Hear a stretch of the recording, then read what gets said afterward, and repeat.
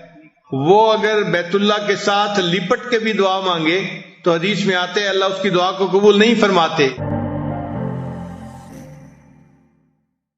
کہ ہم بھی اللہ کو پکارتے ہیں، دعا مانگتے ہیں، لیکن ہماری دعائیں تو ایسے پوری نہیں ہوتی. تو دعائیں پوری کیوں نہیں ہوتی، دعائیں قبول کیوں نہیں ہوتی؟ اس کی وجوہات ہیں. وہ وجوہات اگر آپ سمجھ لیں گے تو پھر آپ اس طریقے سے دعا مانگیں گے کہ دعائیں سیدھی قبول ہوں گی. دعائیں قبول نہ ہونے کی ایک بنیادی وجہ کہ انسان اپنے گناہوں سے توبہ نہیں کرتا، اور اللہ پھر اس کی دعا کو قبول ہی نہیں کرتے. ہم گھروں میں دیکھتے ہیں جو بچہ پڑھائی اچھی کرتا ہو، اچھا گریڈ لیتا ہو، ماں باپ کی فرما برداری کرتا ہو، اگر یہ بچہ کبھی کوئی چیز مانگے تو آدھا کہے ہم اس کو چیز لے کے دے دیتے ہیں. اور جو بچہ ضدی ہو، ماں باپ کا نافرمان ہو، اور گریڈ بھی اچھے نہ آتے ہو اور ماں باپ کو پریشان کرتا ہو، یہ بچہ اگر کہے نا کہ مجھے فلاں لینا ہے، باپ سنی انسنی کر دیتا ہے. اسی طرح جو بندہ اللہ کے نافرمانیاں کرتا ہے، اللہ اس کی سنی انسنی فرما دیتے ہیں. تو پہلی وجہ دعائیں قبول نہ ہونے کی اپنے گناہ ہیں.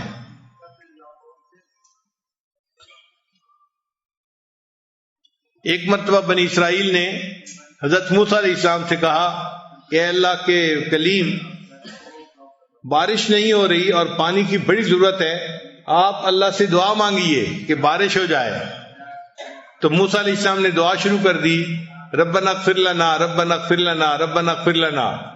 تو بنی اسرائیل بڑے حیران کہ ہم نے کہا تھا بارش کی دعا مانگے اور موسیٰ علیہ السلام ربنا اغفر لنا لگائے ہوئے ہیں. تو پوچھا اے پیغمبر اسلام، آپ یہ دعا کیوں مانگ رہے ہیں؟ انہوں نے فرمایا اس لیے کہ جب اللہ تعالیٰ کسی بندے کی بخشش فرما دیتے ہیں تو اس کی تمام مرادوں کو بھی پورا فرما دیتے ہیں. تو ہمارے گناہوں کو جب اللہ معاف کریں گے تو ہماری تمام مرادوں کو بھی اللہ پورا فرما دیں گے. تو دعائیں قبول نہ ہونے کی پہلی وجہ انسان کے گناہ ہیں. اس لیے جو بندہ حرام کپڑے پہنتا ہے، حرام مال کھاتا ہے، وہ اگر بیت اللہ کے ساتھ لپٹ کے بھی دعا مانگے تو حدیث میں آتے اللہ اس کی دعا کو قبول نہیں فرماتے. وہ ملبسہ حرام، اس کا لباس حرام کا تھا، اس کا کھانا حرام کا تھا، اس کی دعا کو کیسے قبول کیا جاتا؟ تو حرام مال جس میں سود شامل ہو، جس میں لوگوں کا حق شامل ہو، تو ایسا حرام مال جو ہے اس والے بندے کی دعا قبول نہیں ہوتی. تو ہمیں چاہیے کہ ہم حلال کا اہتمام کریں تاکہ ہمارے اٹھے ہوئے ہاتھوں کو اللہ قبول فرما لے. اور ایک تیسری وجہ بھی ہے کہ اللہ تعالیٰ کئی مرتبہ بندے کی دعا کو فوری قبول نہیں کرتے، صرف یہ دیکھنے کے لیے کہ یہ میرا بندہ پکا ہے یا کچا ہے. دیکھیں ہم بازار میں جاتے ہیں نا تو مٹی کے برتن خریدتے ہیں تو لوگ اس کو ٹھونک بجا کے دیکھتے ہیں کہ پکا ہے یا کچا. بتائیں کہ چند کو آچے کا برتن ہے، اس کو بھی دیکھ رہے ہیں پکا ہے یا کچا. تو اللہ نے بندے کو اپنی جنتیں عطا فرمانی ہوتی ہیں، اللہ بھی بندے کو دیکھتے ہیں کہ بندہ پکا ہے یا کچا. تو اگر ایک دفعہ دعا مانگی قبول نہیں ہوئی تو پھر مانگے، قبول نہیں ہوئی تو پھر مانگے. ہم اپنے گھر میں نہیں دیکھتے، چھوٹا بچہ ماں سے کوئی چیز مانگتا ہے تو شروع میں ماں کہہ دیتی ہے میں نے نہیں دینی، تو وہ چپ نہیں ہو جاتا، وہ پھر امی کا جو ہے وہ دامن پکڑ لیتا ہے اور رونا دھونا شروع کر دیتا ہے. اس کو احساس نہیں ہوتا کہ میرے دائیں کون ہے، بائیں کون ہے، کون دیکھ رہا ہے، کون سن رہا ہے. وہ سب سے بے نیاز ہو کے بس اپنی امی کے لپٹ جاتا ہے اور مانگ رہا ہے، امی دے دیجئے دے دیجئے دے دیجئے. وہی ماں جس نے تھوڑی دیر پہلے نہ کی تھی پھر اس بچے کو بالآخر کہتی ہے کہ اچھا رو نہیں، میں تمہیں دے دیتی ہوں.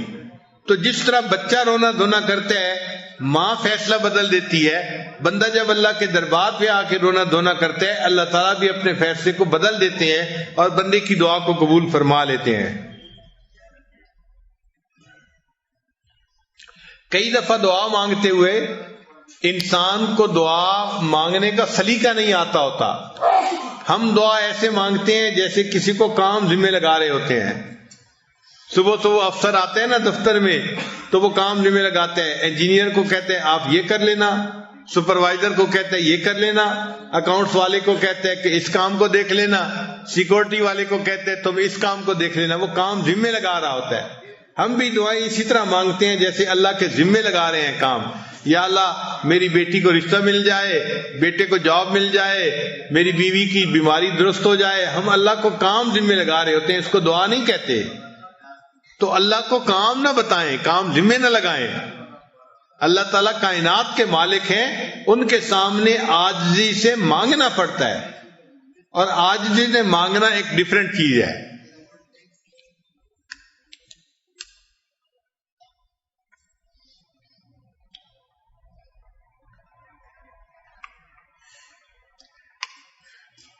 اور کئی مرتبہ دعا مانگنے والا دعا تو مانگ رہا ہوتا ہے مگر دل میں غفلت ہوتی ہے،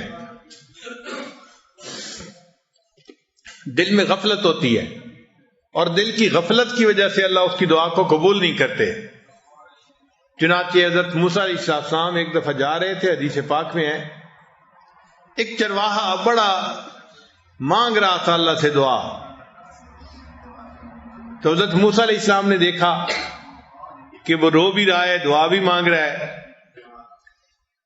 تو حضرت موسیٰ علیہ السلام نے اللہ تعالیٰ سے فریاد کی کہ اے اللہ، آپ کا بندہ ہے، آپ کے سامنے آہوازاری بھی کر رہا ہے اور دعا بھی مانگ رہا ہے، اور آپ دعا کو قبول نہیں فرما رہے. تو رب کریم نے جواب دیا کہ اے میرے پیارے موسیٰ علیہ السلام، یہ دعا تو مجھ سے مانگ رہا ہے مگر اس کا دل غیر میں اٹکا ہوا ہے، اس کا دل کسی اور میں اٹکا ہوا ہے. جب تک دل ادھر سے چھوٹے گا نہیں میں اس کی دعا کو قبول نہیں کروں گا. کہ دل تو میرا گھر ہے نا، تو بجائے اس کے کہ دل میں مجھے بساتا، اس نے دل میں کسی مخلوق کو گھسا لیا ہے، اس لیے دعا قبول نہیں ہوتی. تو حضرت موسیٰ علیہ السلام نے چرواہے کو بتایا، چرواہے نے اس سے توبہ کی اور اللہ نے اس کی دعا کو قبول فرما لیا. اب ہماری دعا کی قبولیت کئی مرتبہ یہ بھی ہوتی ہے دیر اس میں کہ دل اٹکا ہوا ہوتا ہے. نوجوان لوگ ہیں، کسی کا دل اے میں اٹکا ہوا ہے، کسی کا دل بی میں اٹکا ہوا ہے، کسی کا دل سی میں اٹکا ہوا ہے. تو جب دل غیر میں اٹکا ہوا ہو تو پھر اللہ تعالیٰ اس کی طرف توجہ نہیں فرماتے کہ تم نے میرے گھر پر غیر کو قبضہ دے دیا اور غیر کو گھسا لیا، میں تمہاری بات ہی نہیں سنتا. تو ہمیں چاہیے کہ ہم اپنے دل کو اللہ کے لیے خالص کر کے پھر اللہ سے دعا مانگیں. اور کئی مرتبہ ایسے بھی ہوتا ہے کہ انسان دعا مانگتا ہے اور دل میں شیطان وسوسہ ڈال رہا ہوتا ہے کہ تیری دعا قبول نہیں ہونی، تو بڑا ہی گناہگار ہے، بڑا ہی خطا کار ہے، تیری دعا کہاں قبول ہونی ہے، تو جتنے پانی میں ہے وہ تو جانتا ہے. تو شیطان کے اس وسوسے کی وجہ سے بندہ سمجھتا ہے کہ میری دعا قبول نہیں ہونی. تو جب یہ گمان کرتا ہے کہ قبول نہیں ہونی تو دعا قبول نہیں ہوتی. اب ایسا وسوسہ اگر شیطان دل میں ڈالے تو شیطان کے اس وسوسے کو رد کریں. شیطان دل میں ڈالے گا تیری دعا قبول نہیں ہوگی، آپ اپنے دل کو سمجھائیں کہ آج کی رات جس مجمع میں آپ پہنچا ہوں یہاں تو میری دعا ضرور قبول ہوگی. ضرور یہ جواب دیں آگے سے. آپ غور کریں کہ اللہ نے شیطان کی دعا کو قبول کر لیا تھا جبکہ شیطان نے سجدہ نہیں کیا تھا. اور یہاں جتنے لوگ بیٹھے ہیں یہ تو عشاء اور تراویح کے کتنے سجدے کر چکے ہیں. اتنے سجدے کرنے کے بعد اگر یہ دعا مانگیں گے تو ان کی دعا کیوں نہیں قبول ہوگی؟ تو شیطان بدبخت کو جواب دے کہ مردود، تو نے تو سجدہ نہیں کیا تھا، اللہ نے پھر بھی تیری دعا کو قبول کر لیا. میں تو اتنے سجدے کر کے اللہ کے گھر میں بیٹھا ہوں، میری دعا اللہ قبول کیوں نہیں کریں گے؟ اور اس کو پھر یہ بھی جواب دیں کہ دیکھیں اللہ نے تو تمہیں اپنے دربار سے دھتکار دیا تھا، فخرج منہا، نکل جا یہاں سے، تو تجھے تو گھر سے نکال دیا تھا، پھر اللہ نے تیری دعا کو قبول کر لیا، اور مجھے تو اللہ نے گھر سے نکال کے اپنے گھر میں پہنچا دیا ہے، میں تو اللہ کے گھر میں بیٹھا ہوا ہوں، تو گھر میں بیٹھے کی دعا اللہ کیوں نہیں قبول فرمائیں گے؟ تو اس لیے شیطان اگر یہ وسوسہ ڈالے تو اس کو جواب دیں کہ بدبخت تیری دعا قبول ہو گئی تھی تو میری یقیناً قبول ہوگی، میں تو کلمہ پڑھنے والا ہوں، میں تو اللہ سے محبت کرتا ہوں، مان لیا کہ میرا نفس جو ہے مکار ہے اور تو میرے نفس کو گناہوں پہ ابھار دیتا ہے اور میں گناہ کرتا ہوں، لیکن میں اس پر نادم ہوں، شرمندہ ہوں، اس لیے تو میں اللہ سے معافی مانگنے کے لیے آیا بیٹھا ہوں۔ تو اللہ تعالیٰ کسی بندے کی دعا کو رد نہیں فرمائیں گے۔ اللہ اللہ اللہ اللہ اللہ اللہ اللہ